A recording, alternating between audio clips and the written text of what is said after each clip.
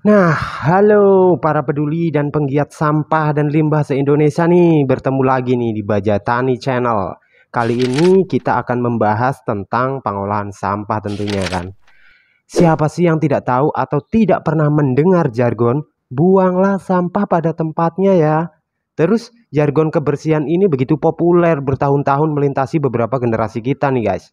Tidaklah mengherankan bila kebanyakan masyarakat memiliki persepsi bahwa sampah harus dibuang. Di manakah tempatnya? Nah, bila survei, saya yakin jawaban teratas adalah keranjang sampah, guys. Bila surveinya diadakan di antara masyarakat perkotaan, maka tentunya akan banyak juga sih yang menjawab TPS atau TPA.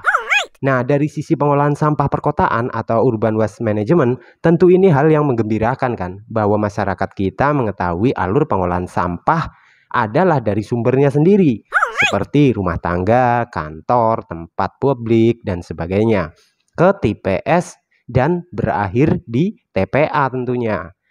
Nah, pertambahan penduduk dan perubahan pola konsumsi masyarakat kita menimbulkan bertambahnya volume, jenis, dan karakteristik sampah yang semakin beragam.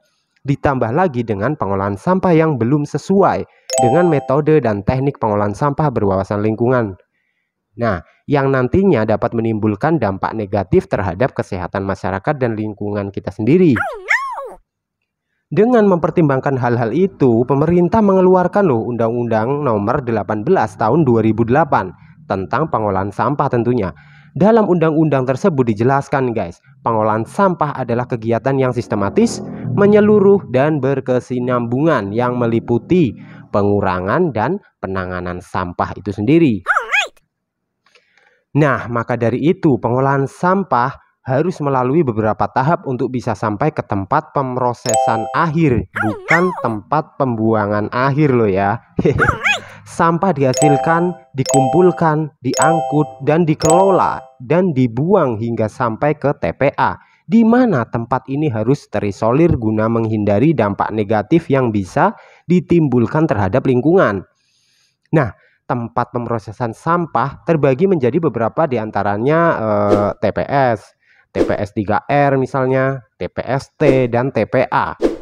Nah, sudah pada tahu apa belum nih TPS itu apa, TPS 3R itu apa, TPST, dan yang terakhir TPA. Nah, kita bahas tuntas bersama di video kali ini guys. Nah, yang pertama tempat penampungan sementara atau TPS.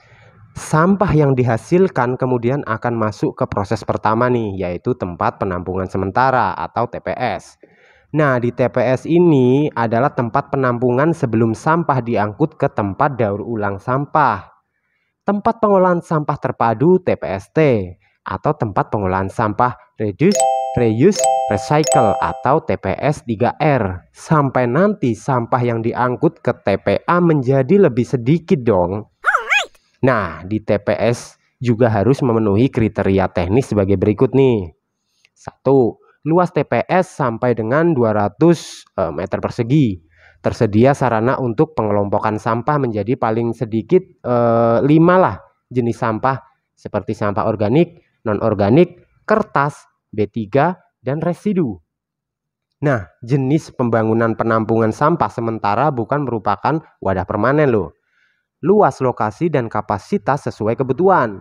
Lokasinya mudah diakses, tidak mencemari lingkungan, penempatan tidak mengganggu estetika dan lalu lintas, dan memiliki jadwal pengumpulan dan pengangkutan.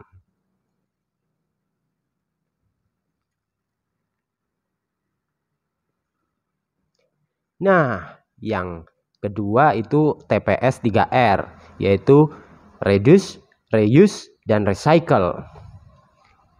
Nah, selanjutnya sampah akan dikelola di TPS 3R ini. TPS 3R dikonsepkan untuk reduce atau mengurangi, reuse menggunakan kembali, dan recycle atau daur ulang guys.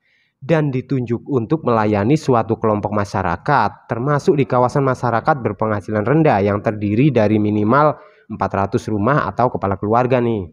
Konsep utama pengolahan sampah pada TPS 3R ini adalah untuk mengurangi kuantitas dan atau memperbaiki karakteristik sampah yang akan diolah secara lebih lanjut di tempat pemrosesan akhir nanti atau TPA. Nah, di TPS 3R diharapkan berperan dalam menjamin kebutuhan lahan yang semakin kritis untuk penyedia TPA sampah di perkotaan, guys. Hal ini sejalan dengan kebijakan nasional untuk meletakkan TPA sampah pada hierarki terbawah, sehingga meminimalis residu saja untuk kemudian diuruk atau ditimbun dalam TPA ini.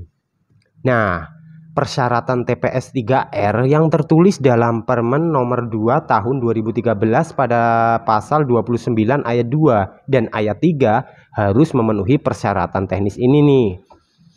Luas TPS 3R lebih besar dari 200 meter persegi. Tersedia sarana untuk pengelompokan sampah menjadi paling sedikitnya 5 atau 6 jenis sampah seperti organik, non-organik, kertas, B3, dan residu. Terus TPS 3R dilengkapi dengan ruang pemilahan, pengomposan sampah organik, dan atau unit penghasil gas bio, gudang, zona penyangga, dan tidak mengganggu estetika serta lalu lintas, guys. Terus jenis pembangunan penampungan sisa pengolahan sampah di TPS 3R bukan merupakan wadah permanen. Penempatan lokasi TPS 3R sedekat mungkin dengan daerah pelayanan dalam radius tidak lebih dari 1 km loh ya.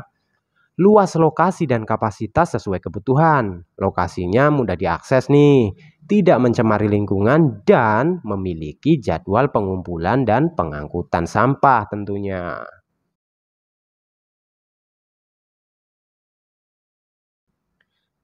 Nah, yang ketiga, tempat pengolahan sampah terpadu atau TPST.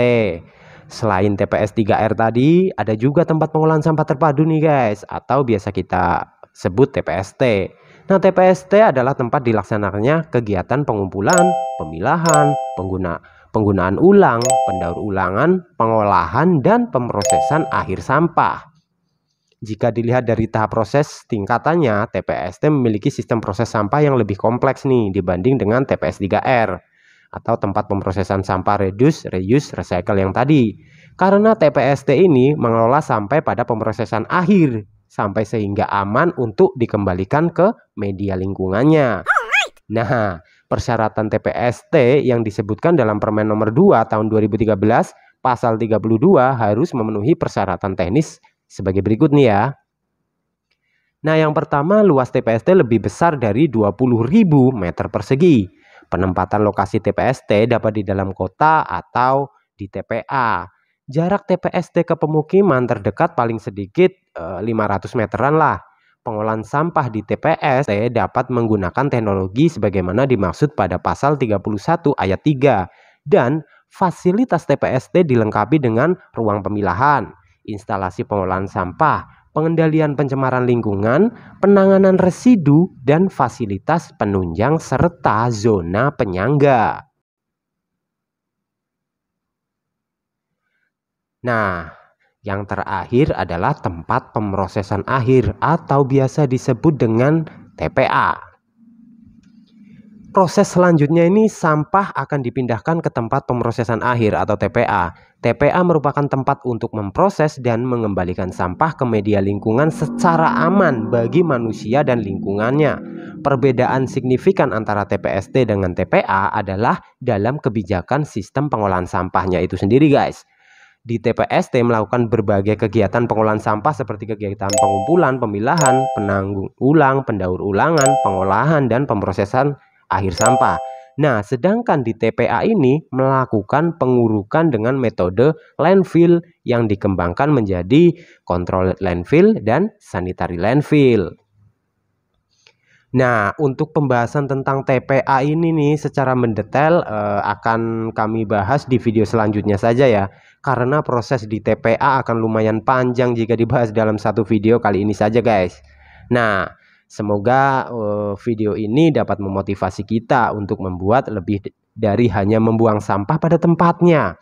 Bila kita hanya tahu membuang saja, kasihan dong para petugas kebersihan kita. Kasihan juga TPA kita guys. Ingat, TPA bukan tempat pembuangan akhir, tapi tempat pemrosesan akhir. Jadi, ubahlah mindset kita tentang TPA kita ya guys. Semakin sedikit sampah atau limbah yang diangkut ke TPA kita, semakin baik pula kondisi pengolahan sampah kita. Nah, maka dari itulah kita semua harus mendukung untuk Indonesia bersih secepatnya ya guys. Nah, karena itu kami bajatani.com juga ikut dan ingin berkontribusi untuk menyelesaikan masalah sampah kita dengan menghadirkan mesin-mesin pengolahan sampah dari kami. Di antaranya nih, mesin pemilah sampah, mesin pencacah plastik, mesin plastik melter, dan ada lagi nih, alat kecil, alat komposter untuk rumah tangga juga kami bisa bantu agar kita juga bisa berkontribusi mengurangi sampah dari rumah kita sendiri. Nah, saya akan jelaskan nih sedikit dan singkat saja ya tentang mesin-mesin tadi. Untuk lebih detailnya silahkan lihat video kami tentang mesin-mesin ini, di deskripsi sudah kami sediakan kok untuk link videonya. Dan yang pertama mesin pemilah sampah ya. Mesin ini sangat direkomendasikan untuk ditempatkan di tempat pengolahan sampah yang sudah kita bahas tadi.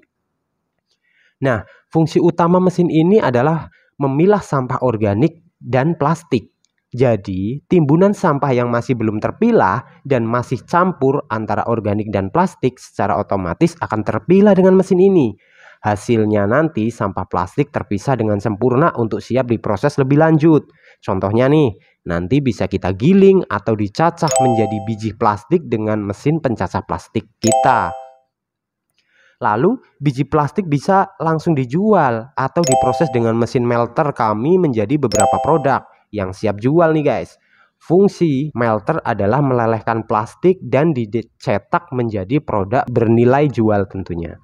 Nah, untuk sampah organiknya nih langsung menjadi bubur organik yang langsung siap untuk media pakan maggot, misalnya maggot BSF ya, atau pupuk organik alami.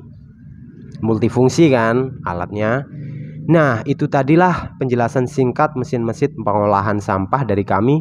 Silahkan jika Anda ingin berkonsultasi kebutuhan mesin pengolahan sampah kepada kami, langsung saja hubungi kami lewat nomor kami di deskripsi juga sudah kami sediakan. Silahkan berkonsultasi dengan kami, mesin-mesin yang dibutuhkan untuk kalian semua. Nah, mungkin itu saja dulu dari kami. Semoga bisa bermanfaat untuk kalian semua. Salam sukses, sehat selalu untuk kita semua. Selalu ingat, buanglah sampah pada tempatnya. Sisanya biarkan kami dan para penggiat peduli sampah dan limbah terbaik di Indonesia yang akan mengurusnya. Terima kasih. Salam dari bajatani.com.